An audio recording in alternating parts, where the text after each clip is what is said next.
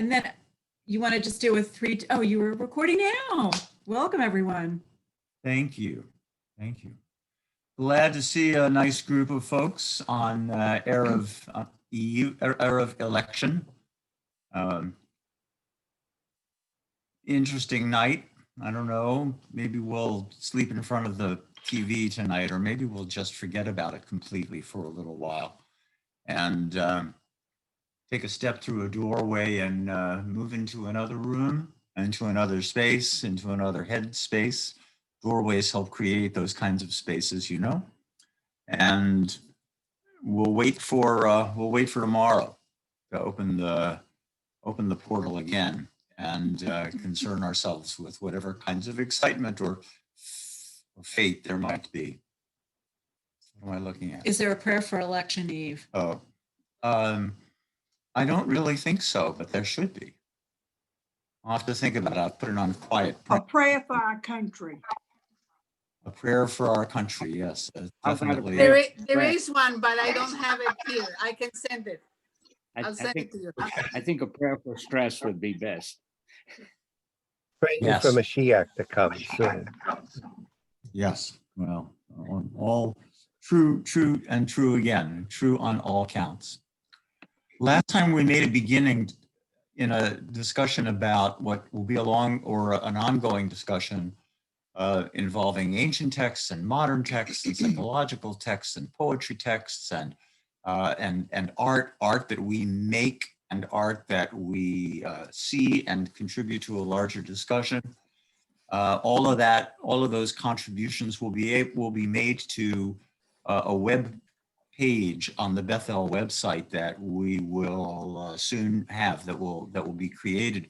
It will have all of these texts. The texts that we use sometimes hide. They're a little bit hard for people to find. I hope that you found them, but we will put them up on the screen when necessary. I just want to say something about how wide-ranging this theme is and say something a little bit about last week, although each of our discussions is a freestanding discussion. And that is to say, you don't have to have been at the last one in order to wonder about whether you should come to attend to tune into the next one. Still in all, there is cumulative effect and there is some vocabulary that and some ideas that deepen and deepen and deepen. And one of the things that we saw last time was an ancient story, a story told in the Mishnah of brachot, which concerns itself with blessings and also with prayers and with their formation, and doesn't speak philosophically about those phenomena particularly, but does speak experientially. And then we are supposed to, if we turn our heads to the text properly or we ingest the text properly, think about the implications. Put ourselves back in the 2nd century with Rabbi Nechunya ben Hakaneh, an important sage with many adoring students who apparently watched him as he would come into the Beit Midrash every day, and he would stand at the door of the Beit Midrash quietly. And then when he left, he would stand at the door of the Beit Midrash quietly. And finally, one of his students or some of his students or colleagues asked him, "What's the place of this in your regimen? Why do you do this?" An interesting question. We've never experienced this before, they were saying. This is not part of our regimen. But Rabbi Nechunya ben Hakaneh answered them by saying, "When I enter the Beit Midrash, I pray that I find favor in the eyes of my disciples, and when I leave, that I give thanks for my lot." So, or not that I think I got the first one wrong. That nothing bad happens. That I don't do anything that that becomes a stumbling block. And when I leave, that I give thanks for my lot. But despite my stumbling over his words, which the Mishnah at least presented perfectly, whether they were exactly his words or not, we'll get to at another point in our discussion. But the point is that it's a very, very early demonstration of the door as a place of religious imagination, a place where someone recognizes that an important thing is happening, high and deep. It hinged, one thing hinged to the next. One moment on the outside hinged to the moment that comes on the inside. Something's going to happen when he passes through. This is one of the foundational texts that has something to say to us about the power of the door and the power of the doorway and the power of the transition. What happens when you hinge the meta to the fore, when you hinge inside to outside, in effect, past to future? What is the space of the doorway? Where are you when you are in the doorway? Are you in one world? Or in another world? Or are you in both worlds? And you can see the implications, the theological implications and the implications about life and death and so on, and all kinds of transitions in this particular image, where the meta meets the fore, where both are the same. The door is the door, and it is also more than that. We certainly understand that somewhere on our door, according to the prescribed tradition, according to the procedure, the upper third of the door on the right side as you're going in, there is of your outside door, let's say, and for many, for inside doors as well, there is a distillation of our notion, a biblical notion of the importance of the teachings that ought to be part of us and therefore ought to be tacked, excuse me, to the doorway, to the door itself. And another text that we read, aside from the story of Nehunya ben Hakaneh, that little tiny story, was what Maimonides had to say about what it meant to walk through the door and to pay special attention to the mezuzah as we are doing that, because there we encounter the yichud, we encounter the unity of all things right there in the doorway. Thinking about how to transmit that, or how to live through or walk through that moment, is in some deep way what it is that we're looking to do here, and to see various images that will contribute to this, hopefully in a way that brings us to a place of maybe imagining a new ritual, a new use for the doorway, a new way of thinking about doorways in our lives. More about that, I'm sure, as we go on. This will be a kind of an ongoing think tank that will result in ideas about how to make use of the doorway, the mezuzah, and so on. How to animate it. If the doorway could speak to you, what would it be saying? What kind of language would it be using to address you as you enter one space or another? If you're a parent coming home from work, let's say during normal times, or a teacher going into a classroom, or a physician going into an examining room, or any kind of examiner or hirer or professional who is welcoming somebody who is coming in order to seek your help, or you're going in to seek somebody else's help.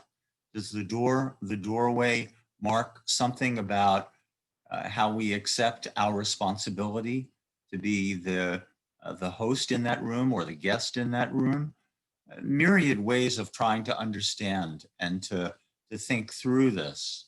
The implications of visiting somebody in the hospital, let's say, in another era, or even now.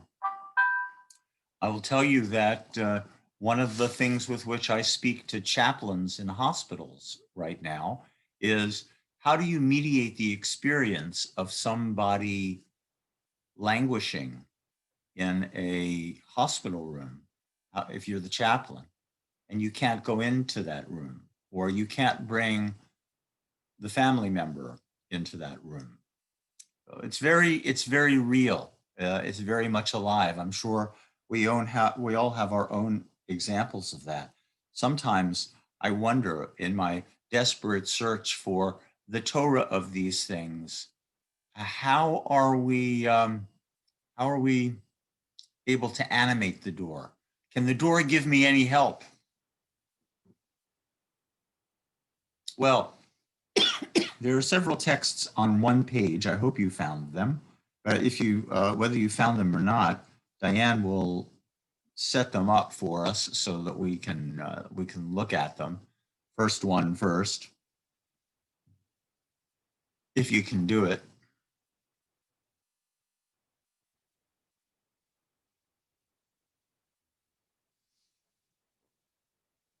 Oh, yeah. All right. Let's just increase the size of it a little bit more. That's great. That's great. Okay. Rabbi Elazar HaKapar said, Hold on. Okay.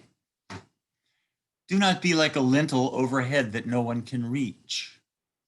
Neither be like a door beam that injures faces, nor like a raised threshold that bruises feet. Rather, be like a low threshold that everyone crosses easily. In the end, the entire building might disappear, but the threshold will remain in place. Rabbi Elazar HaKapar Omer, Al tehe kemashkof ha'elyon, she'en yad b'nei adam yichola ligaba ba. Can't be so high up, this lintel. Velo ke'askufa ha'elyona, or like the bottom of a transom, let's say. There's an upper lintel and there's another lintel. Ke'askufa ha'elyona she'mivalat partsufot.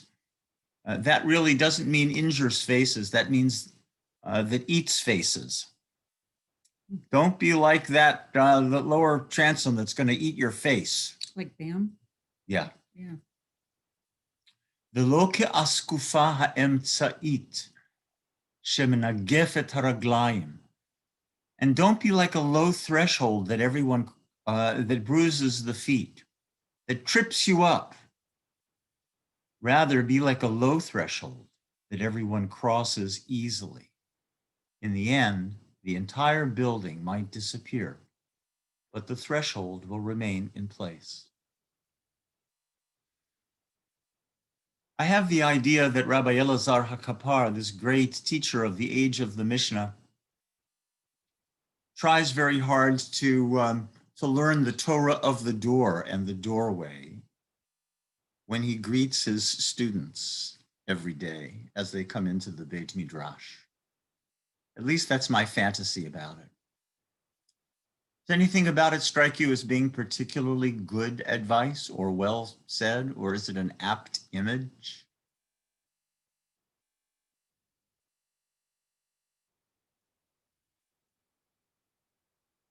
What do you think? We can put the text away and look at faces for a moment or two.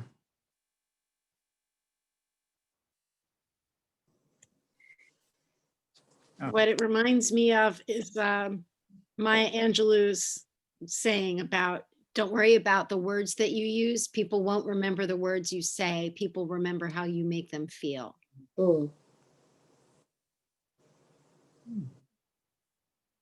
Thank you. I didn't remember that. I don't know that, or knew to attach it to Maya Angelou. It was in a speech that she gave, that, as you remember. Yeah. Yeah, I'll see if I can find the source and send it to you. Lovely. Okay, We can post it on this new website we can. or the Page. page. Yeah. Yeah. In the end, what will be left? Sounds like Maya Angelou gives a nice perush, or she's thinking along the same lines as Rabbi Elazar HaKapar. In the end, what will be left? The threshold. The last time we were in Israel, we went to visit a space then pre-cancer, pre-pandemic, pre almost anything else other than every day lived as thoughtfully as possible. And we went to visit a site where hopefully Daniel, our grandson, would celebrate the Thursday morning of his bar mitzvah weekend. And there in this lovely 4th century synagogue on the side of a hill in the Golan Heights, we would have a minyan that would be a little bit more modern and funky and a little bit more mixed than maybe what they were used to on their moshav. And we had all these lovely plans. And this is a beautiful synagogue. I don't know whether there are pictures of it that are available, but I do have a picture that I can post that will do it once this web page is developed, which looks like just a flat rock because that's what it is. The rest of that part of the building is missing, and the only thing that's there is the threshold.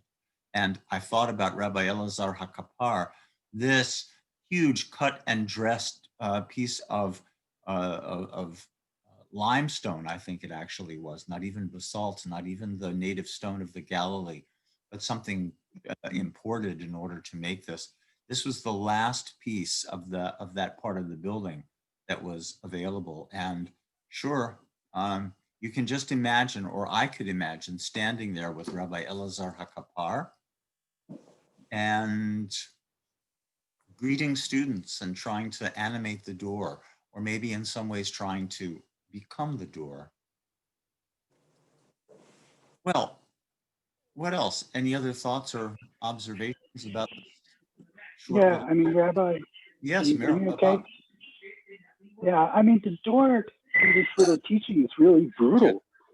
Yeah, it hits you in the head and on the feet. So, I mean, you're invited to pass through something that actually injures you when you're going through it. Yeah, you could.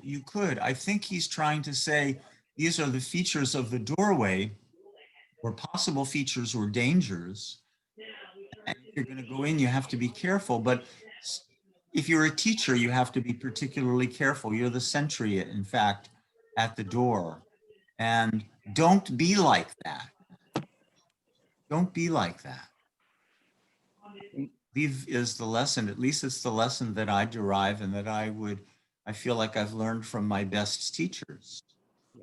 But also in a way, the doorway is the threshold is something ephemeral. It's not necessarily an object. It's more a state of mind. Yeah, as Rabbi Elazar HaKapar is speaking it here, and he animates, he assumes the characteristics of the door, and maybe he's even saying, you know, I've had teachers in my life who spoke in a high fashion, and maybe spoke in a fashion that was deliberately higher than I could understand, and it was off-putting. Or people who were more accessible, but then boom, you know, just a little bit lower. Or people who were a little bit more surreptitious than that and tripped you up, quite literally. And that's the third level down, closest to the ground. It's the one that's just high enough to trip you up. And then there is the one that is flat and hospitable and dependable. Yeah. Rabbi, it reminds me in community work, you meet people where they are. The moment of meeting each other where you are is that liminal space of the threshold. And if the threshold is too high or too low, you don't get it on. Yes, thank you. Think about, as you say, threshold. It reminds me of the other handful of ways, bouquet full of colorful ways in which we use the word threshold. Emotional threshold, physical threshold, pain threshold, threshold of understanding. Well, what am I missing that's on the tip of your tongue? Carrying the bride over the threshold? Well, you know, then there are customs as well. To a new transition of your life. Mm-hmm. New transition. Yeah. Yeah, Bob. You're muted. I'm literally influenced by this wonderful opinion piece I just read in the News and Observer today about people who were on the Titanic who got into lifeboats and they were half full and they wouldn't go back and get people out of the water because they were scared about, well, maybe they'll tip the boat over. And then he's comparing that to us with immigrants today about, leaving them at the border because we're scared about what might happen. Whereas in both instances, you should be more welcoming. And people are concerned about the risk of being more welcoming. And you really, since if you're a teacher or if you're not a teacher, you should be more welcoming. Yes, you're taking maybe some type of risk being welcoming, but you're taking maybe a bigger risk if you're not. Yeah. Yes. Thank you. Thank you. We'll get back to that because the idea of the risk is something important to assess. And it might have something to do really with the mezuzah and why it's placed there. What's the apotropaic, the amulet significance of the mezuzah and why might it be there? But more about that. Yeah, Sheila and then Melanie. You're muted.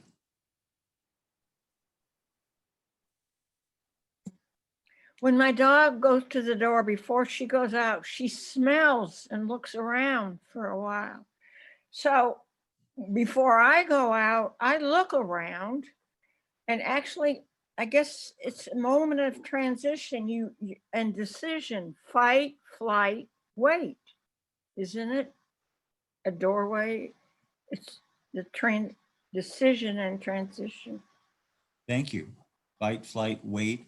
What kinds of senses do you bring to bear on the doorway? It brings me back for a second, Melanie, just before we hear from you, that one of the ideas, playful and lovely, that came up last week was a scratch and sniff mezuzah, or a mezuzah that had some kind of Cloves. some kind of smell about it, or spices, I think Sheila said, inside. Wow, does that mezuzah, does it have to be only big enough for the scroll to be tightly fit inside there? And by the way, who told us we needed a capsule? And if I pull the Rambam off the shelf that here behind me, will I find an answer to that or to those questions? And the truth is I won't.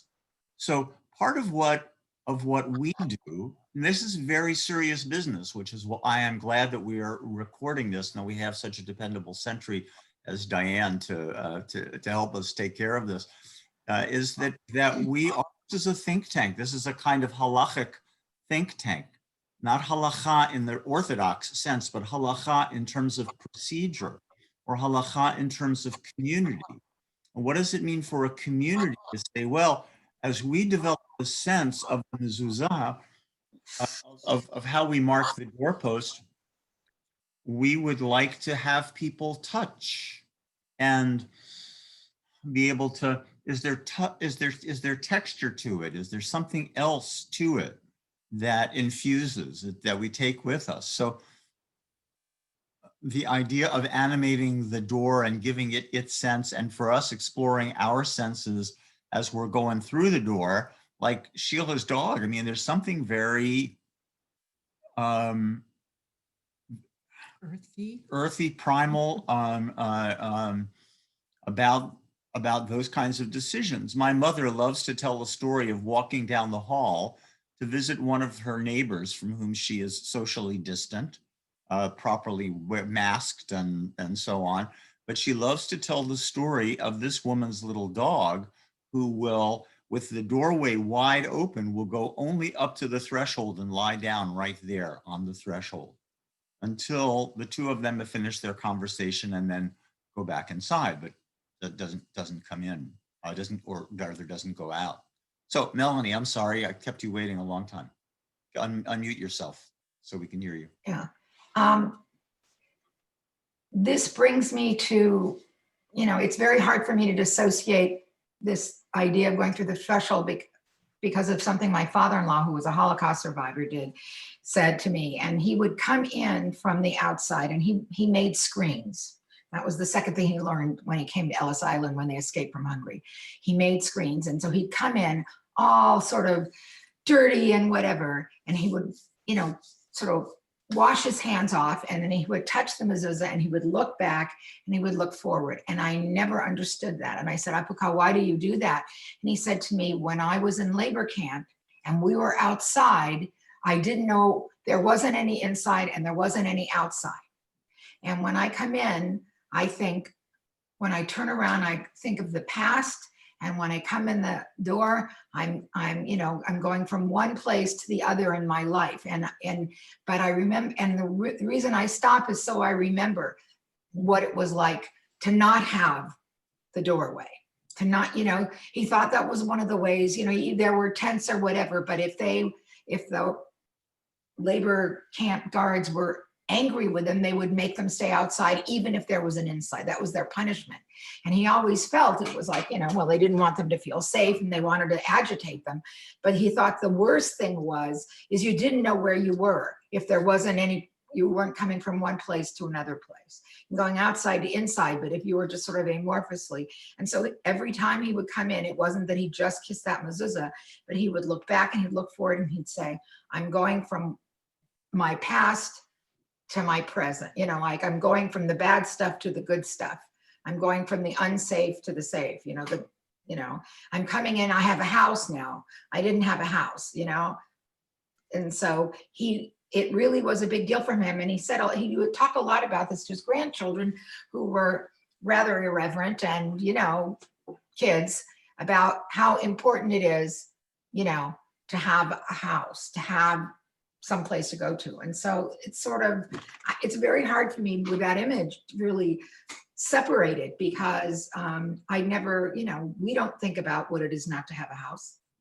Right. To be outside or, to not, we might think about places where we're not safe, or we don't feel good, but the idea of not having home or not having work or not, it's like not having some place to go to. We take it for granted.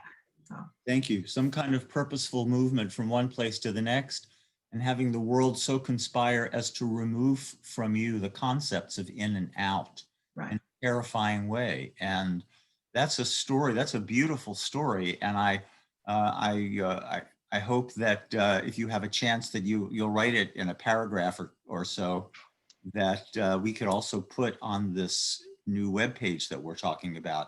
And I'm also, it's not lost on me that your father-in-law, as I understood if I understood you correctly, made screens, which are kind of the semi-permeable membrane that it has another kind of purpose. Can you see from one to the other and be sort of protected or guarded from weather and wind and so on? And I don't even know how to start thinking about that. That's like writing. I hadn't thought about that one. Yeah. Like writing a perush on your father-in-law's story, but what a wonderful story that is. I think Henry, in his book with his sister, I think has it written down, because he traveled. He and my father-in-law went through Hungary, and they went to all these places where he was, and they went to labor camps. And he taped my father-in-law in Hungarian, and then they translated it. And I think the story is there. I'll see if I can find it. Okay, thank you. Or perhaps he will. Yeah. Steve. Somebody else. This is yes, Bernie. I'm sorry. This is Bernie. Yes. You said something just recently in response to Melanie about purposeful movement. And that struck me because when my father started using a walker, he always had this sort of sense of purposeful movement in everything he did. And so it struck me that way. And it was really important to him that each movement, whether it was just picking up a fork to eat or moving with his walker, was always purposeful.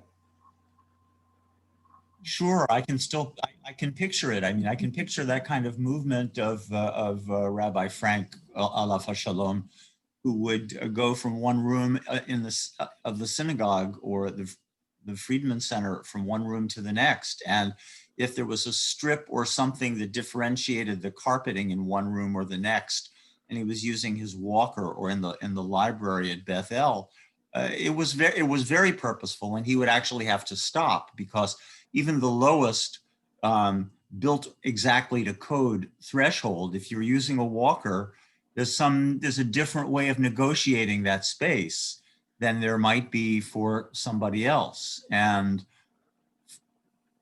we would walk with him and we would observe him do it, and we would help him do it. And any kind of forward motion that he had at a particular time, when he got to the threshold, it would stop.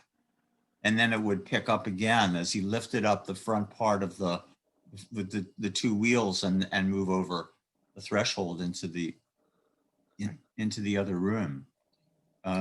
Yeah, Diane. Yeah. Actually, I'd like to just read from the chat. Lori Cubbins wrote that when we are opening a virtual door, as so many of our visits take place that way, what are the rituals we can enact in lieu of having a physical doorway and physical mezuzah to remind us? Good prompt. That's a really good question. Good set of questions. If the doorways through which we're moving are virtual doorways, how do we get the soulful benefits? Doors have souls. How do I know? Rabbi Elazar ben Kapar, Bar Kapar told me that. Hakapar, excuse me. Elazar Hakapar taught me that doors have souls, that they are to be animated.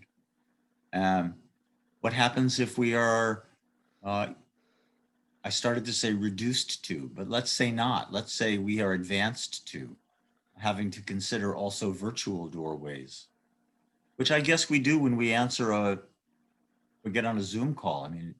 Yeah, Rabbi? Yes, Susan.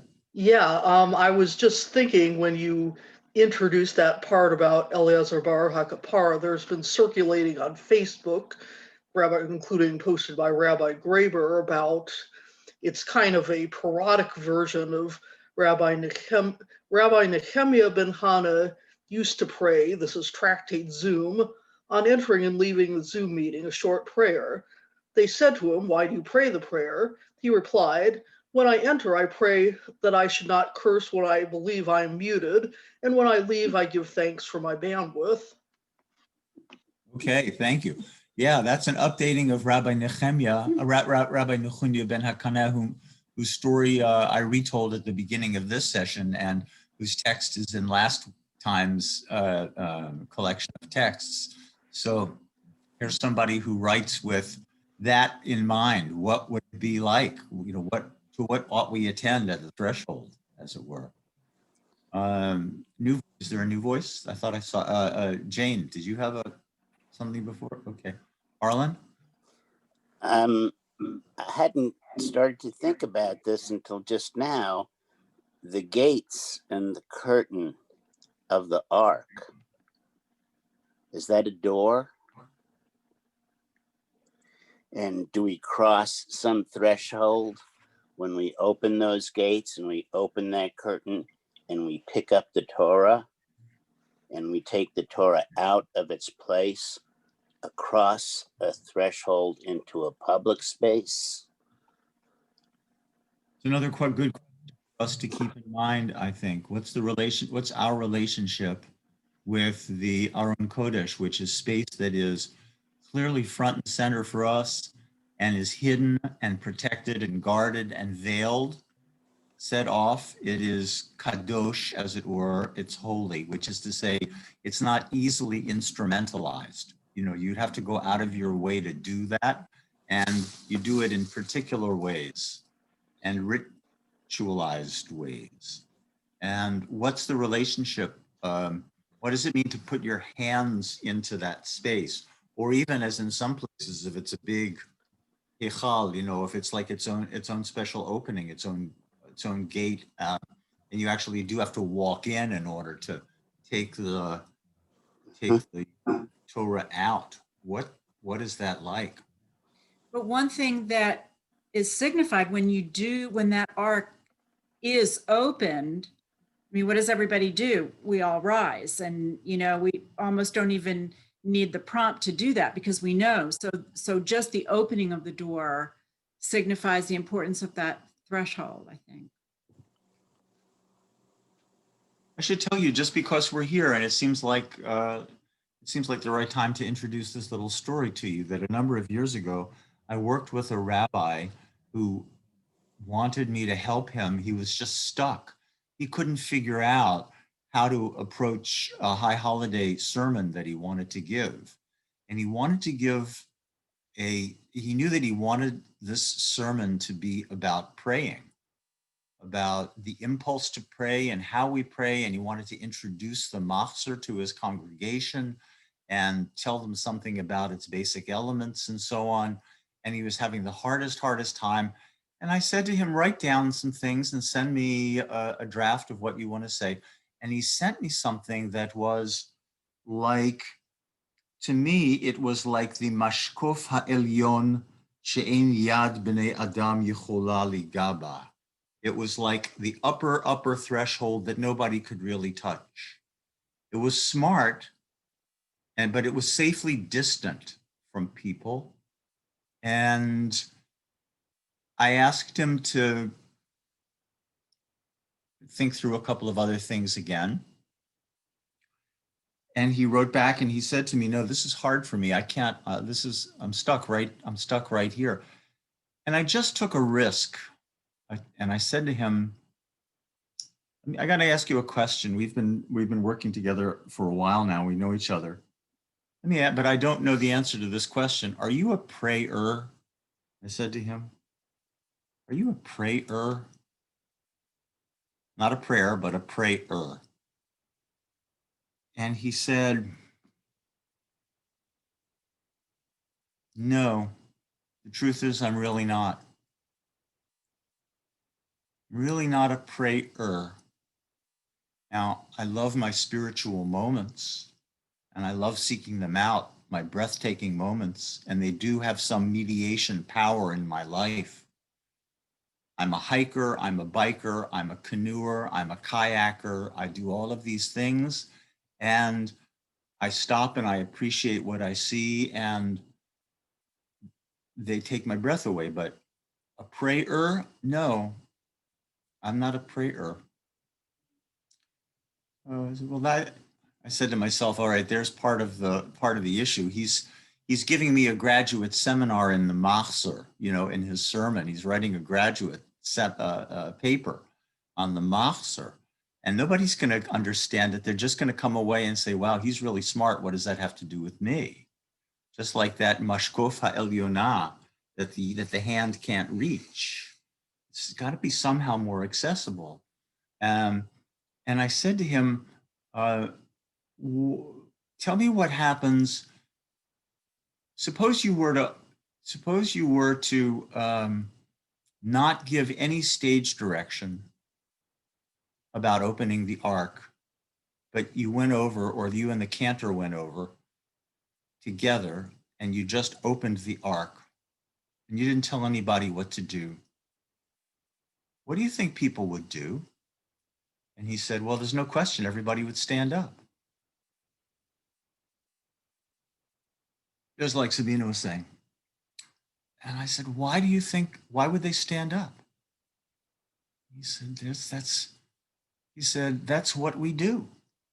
We stand up in the presence of the open ark, presence of another kind of presence that was there, but it was hidden from us. And the contours of the room were the contours of a room in which we could safely and predictably sit down and chat with our neighbors and so on. But oh, no, when the ark is opened, everything changes. So I said, that sounds like a kayak moment to me. That sounds like your drasha. That sounds like what you ought to do. Why don't you do that? And then talk about it. And you might even say, I'm not even sure I know exactly what to say. I just know that I knew you would stand up and that everyone would stand up and that reverence of a different sort would fill the room. And I want to talk about that because that's what the Machzor talks about. Not to be, and he did it. He did it.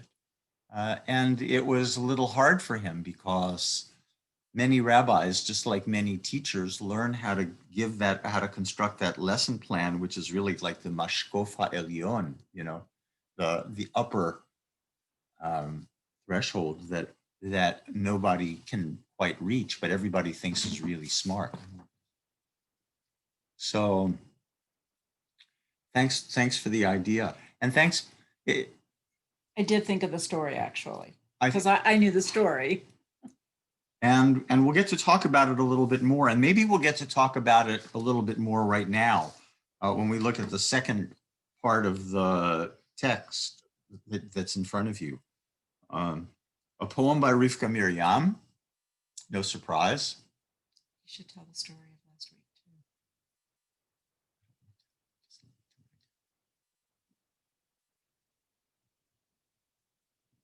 Yeah. Oh, you know what? I forgot to tell you, but you can, well, we'll go back and look at the, remind me, we'll go back and look at the bottom of the, bottom part of the previous text in just a little bit. But right now, if you look at this poem called Hamakom Hahu, that place, and you look to the bottom of the page that Diane will reveal to you, you will actually see a photograph of Rivka Miriam's front door that I took after a particular visit.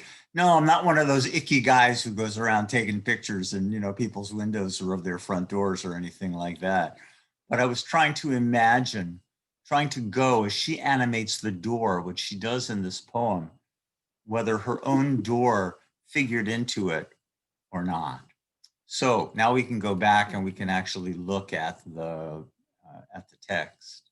There it is, where she says, that place a bit above the latch and to the left, no one has ever touched, nor will anyone ever touch it.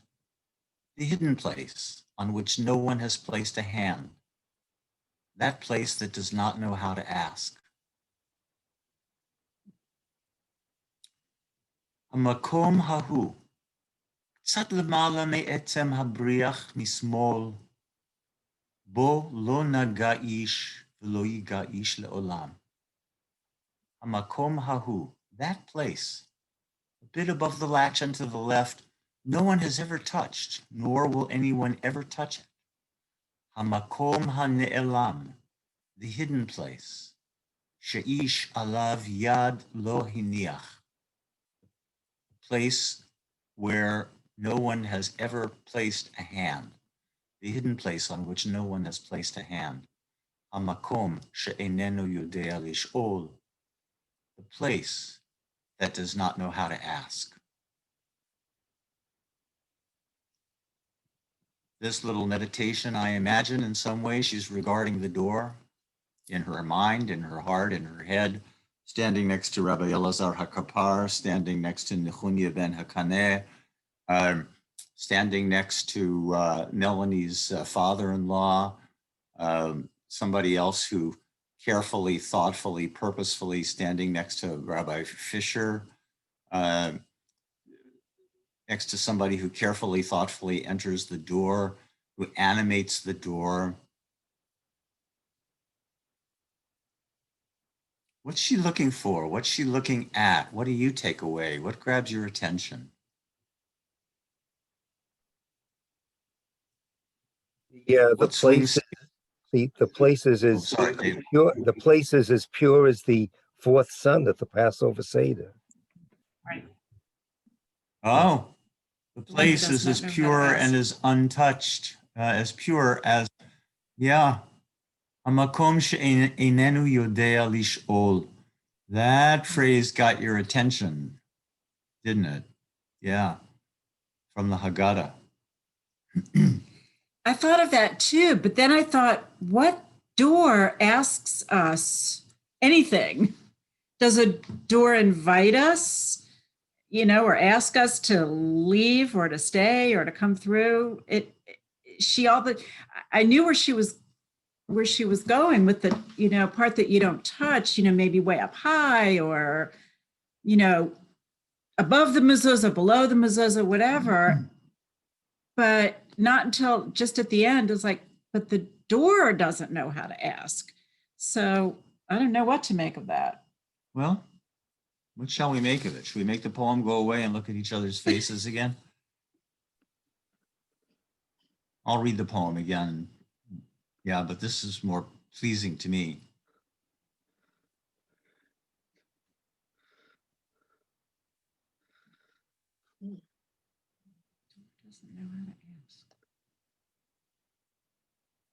She notices a place. Have you ever noticed such a place? Sheila, did you have something to say? But you have to unmute yourself. Wait. Okay, Marty has something to say. Okay, Marty. Marty and then Sheila. Okay. The door itself is an inanimate object. And yeah, we personalize it, we animate ourselves through it. And I'm not sure how to deal with that thought. Well, it's enough that you say it. It's kind of oracular and wondrous, and we get now to charge some kind of meaning to it.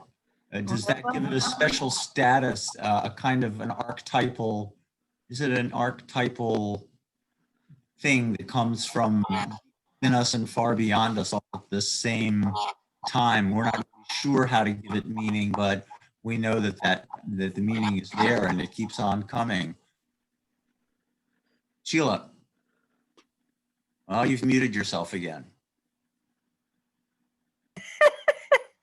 Okay, so I'm stuck, and my mind keeps remunerating about potential energy and kinetic the point where potential becomes kinetic, where you throw the tennis ball up and acceleration is 0, and then you serve it. Transition, I don't know. It's that. Thank you.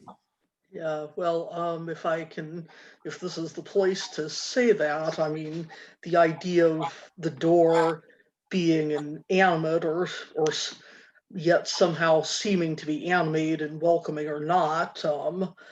I spent the last couple months working for the US Census, which involved knocking on a lot of doors and sometimes literally trying to find the best place to knock. I mean, the doorbell didn't work, and just how to get the attention and hope that they would be responsive. And sometimes they were, but sometimes not.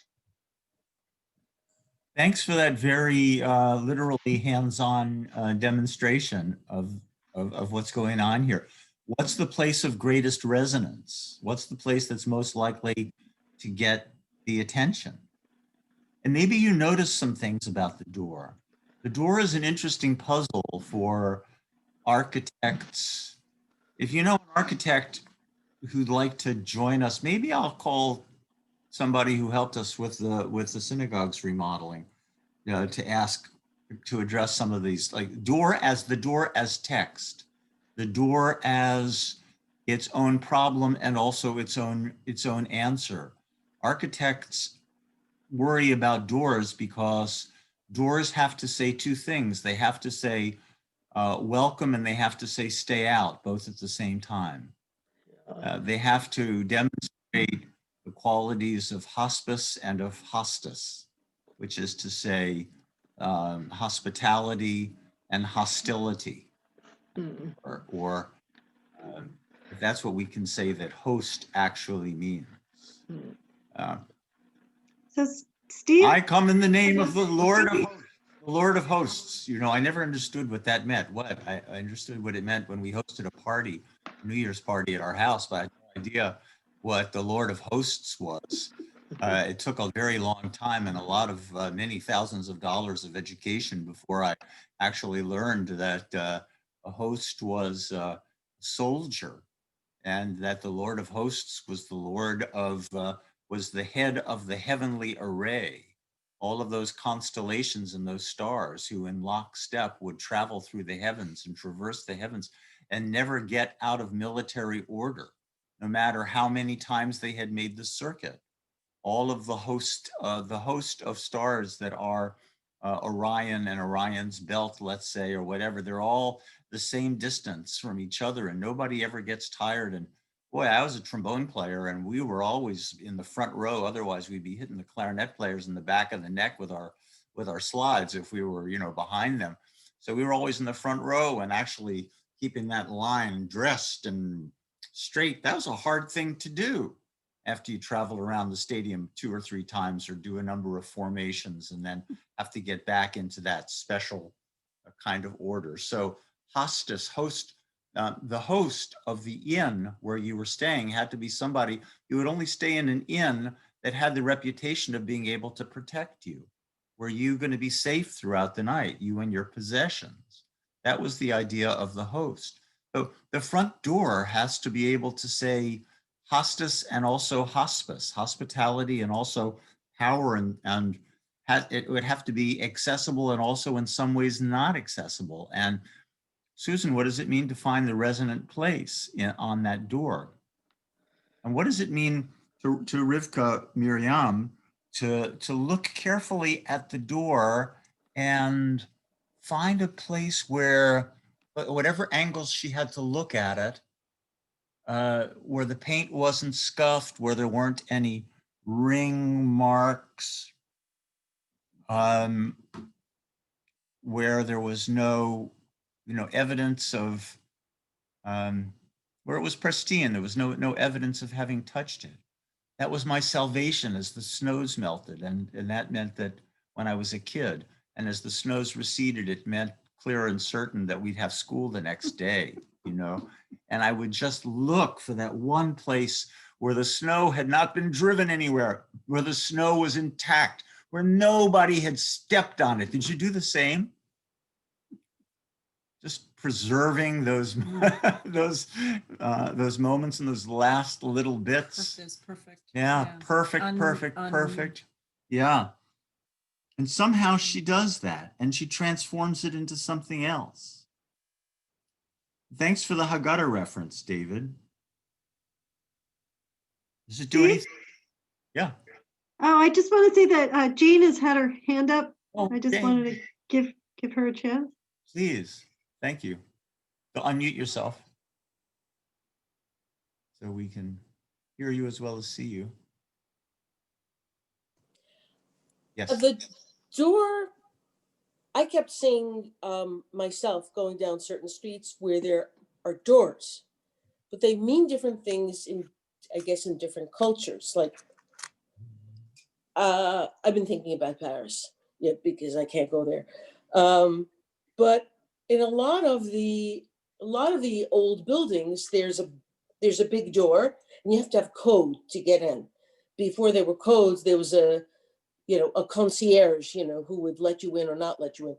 But if I'm going down a street, I see this massive door and it's standing open, I take it as an invitation. And I go in and I look around, and I can be innocent. Oh, well, it was open, so I just came in. There's a sort of, it raises your curiosity. You want to see what's on the other side of the door. And I don't know if I'm saying it right, and I don't know if doors appear like that in this country. It's not. I don't see those massive doors. Maybe at some apartment houses in New York where they have somebody sitting behind a desk, a desk when you come in, but you're just free to go in and explore. You want to see. Yeah. I should mention that on some of these Parisian doors, fancy ones, the architect's name is generally above the door, carved in stone. Interesting. Yeah, it is interesting. Into the door, or around the lintel. into the lintel or the decorated space Uh-huh. above the door. Yeah, it's making me think of something much less elegant, but of the same kind of compelling nature of walking through the bazaar, through the market of the old city of Jerusalem, and having the merchants come out to try to get you into the shops. Come, see my shop, come into my shop, come into my shop. Or saying, a number of years ago, I was there and they would come outside the shops and they would say, attention Kmart shoppers. Special deal.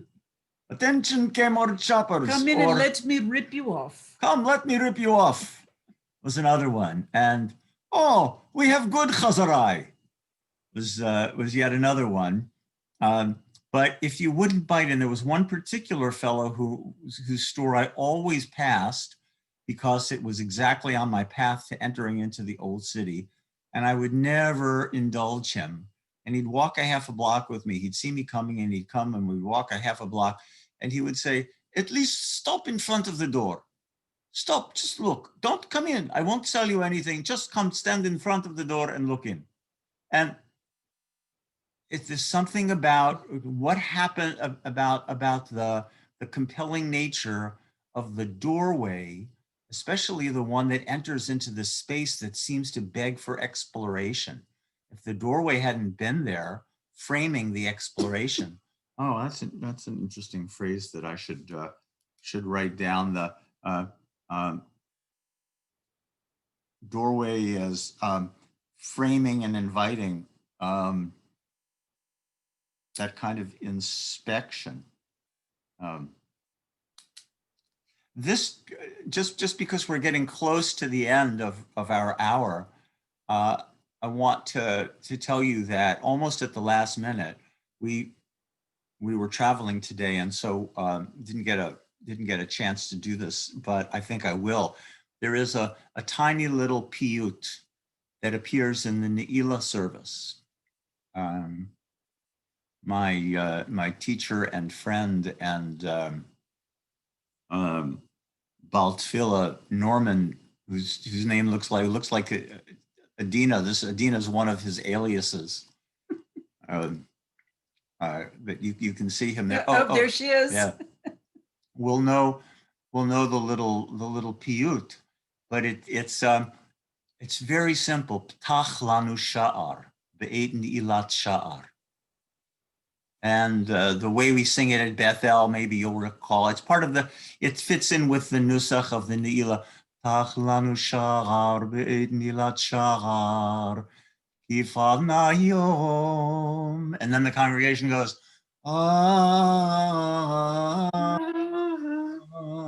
right? But that's open the door, open the gate for us just at the time that the gate is closing, because the day is ending. Because the day is ending and there's a kind of urgency there. And I would love for us to be able to read or to sing even antiphonally with the help of some musician, maybe Steve Jaffe or somebody, this Rivka Miriam poem, Hamakom Hahu, and that, Tach lanu sha'ar, open the gate. And what's the responsive place? And now I get a little bit of a drusha, I suppose. But when you're knocking on the door, what's the place where you're hoping you'll be able to get a response, and a place in the door that hasn't learned how to respond because nobody's ever touched it there. And unlike our first text, where there's clearly an out of bounds or an area that's way up at the top where there's no traffic pattern, that's not what she's looking at. She's saying that place, just above the bolt that spans the middle of the door. Speaking about this is where it's the lock really, but in ancient times it was that bolt that would swing down. And then to the left a little bit, the place that nobody has ever touched and nobody ever will touch it. Somehow and for some reason, but it's in the traffic pattern. Isn't it a wonder that somehow this part of the door is still in exquisite and pristine condition? Nobody's ever touched it. And perhaps because nobody's ever knocked on it, it doesn't know how to respond. Now we get to animate one more time, animate the selves or put ourselves into the door and see ourselves, see the door as teacher, teacher as door, you know, which is the title for this evening. If you are the door, what's the part that hasn't been animated yet? What's the part that needs to be stimulated, that needs to be touched, that needs to be knocked on? The place she'eno yodea lish'ol, that doesn't know how to say, who is it, you know, or that would be afraid to say, who is it, or however it is that you would react. Yeah, Norman. I thought I saw your light go on, but you're muted.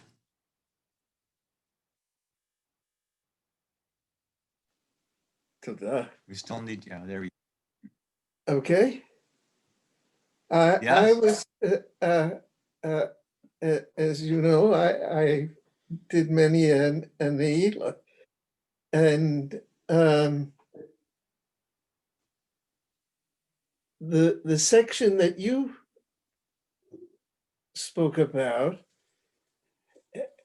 requires an opening and some doing. The section that I always am amazed at and wonder, when will it come now? And that's the Adonai Hu Elohim. Hu Elohim. Not you, not me. Right. Hu Elohim. Going through those doors and having the door open one more time and ready for this other epiphany, and looking around now with some kind of discernment in front of the door that's open and so compelling, and looking around to say, Hu Elohim. Bidiyuk. Yes. Yeah. How lovely is that at the end of the prayer service? And let's pay attention, I know we're a couple of minutes over, but let's pay attention to one more feature of Rivka's poem that you'll find certainly in the Hebrew. Diane, do you want to put it back up real quickly? I have to go, yeah. Thank you.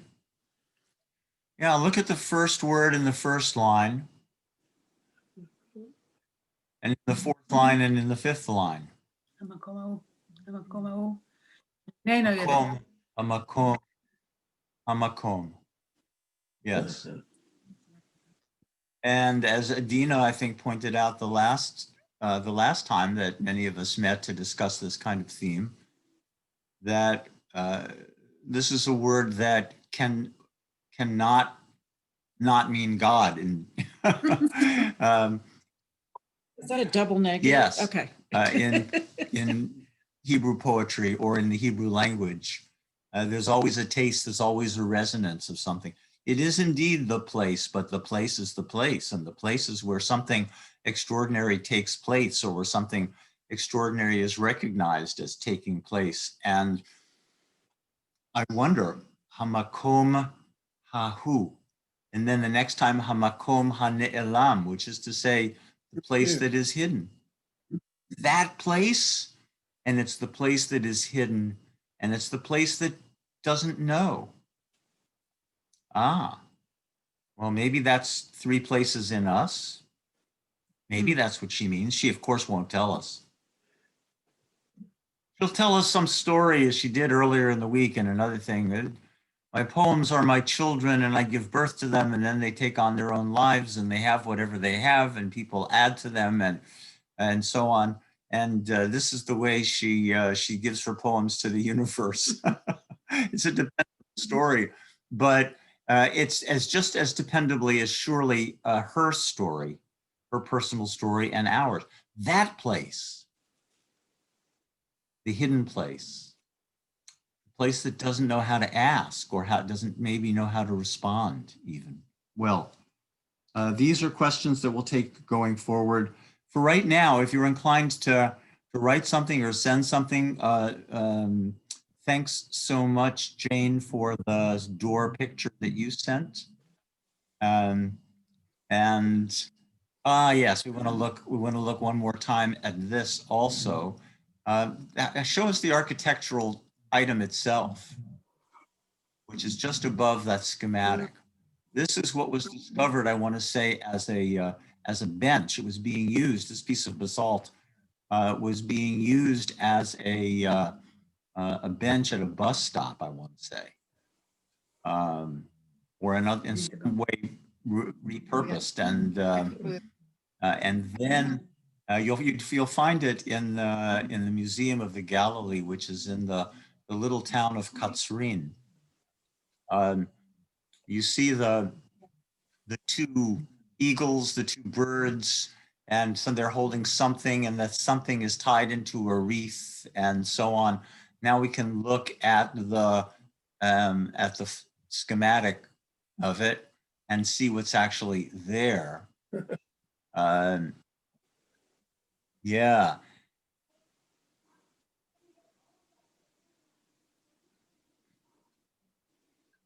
You see by the first bird, by the first one, the right hand bird, El Azar, and then by the left hand bird, Ha-Kapar.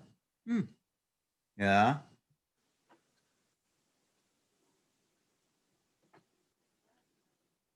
Beit Midrasho Shel Rabbi is what's inside the wreath. This is the Beit Midrash of Rabbi to the right, Elazar to the left, Ha-Kapar. Ze Beit Midrasho Shel Rabbi Elazar Ha-Kapar. It is the only thing, the only architectural element, the only physical element that we have, physical argument for the presence of an actual Beit Midrash. Everything else is gone, is reduced only to the thresholds over which people could walk. But here's the rabbi, here's the sage who animates the doorway and stands by the doorway like the best teachers whom we've ever had, and says to him or herself, I know what it means to be high-handed and to be in that kind of mood, to be prickly. And I know what it means to want to trip somebody up. And I know what it means to be just high enough to catch somebody's face. And I know what it means to be humble and to be the threshold over which people can easily pass, where it's the mood and not the words that matter. And how interesting that history has given us, or the universe has given us, that particular teacher's soulful door, or the top part of his soulful door. That's what we have. All right. Well, we'll put a bookmark in this. If you are inclined to send something for us to put on the on this page, who knows when it'll come. But if you send it to me, if you just send it to my email, pictures or thoughts, or maybe Melanie, if you find a paragraph that's useful, then we'll have material to post when the time comes. Interesting that one bird looks, say that again. What was that last? I said that it's interesting that on the threshold, one of the birds is facing out and one of the birds is facing in. You see the back of one and the front of the other. That is interesting, yes. Goes along with his saying. Yeah. Or the other saying. Exactly, yeah. Well, yes. Well, okay, I'm full. This is this is filling in also non-caloric. And we will do it some more. All right. Yashar Koach. Bruchim Yasha Kor. to you. Thank you. Thank you, Thank you. everybody. Thank you. Oh, A pleasure. A pleasure. A pleasure. Thank you, Diane. Thanks, Diane, for the help. Sehr gesund. Yes, Thank you. Thank you. And knock it from the kinder.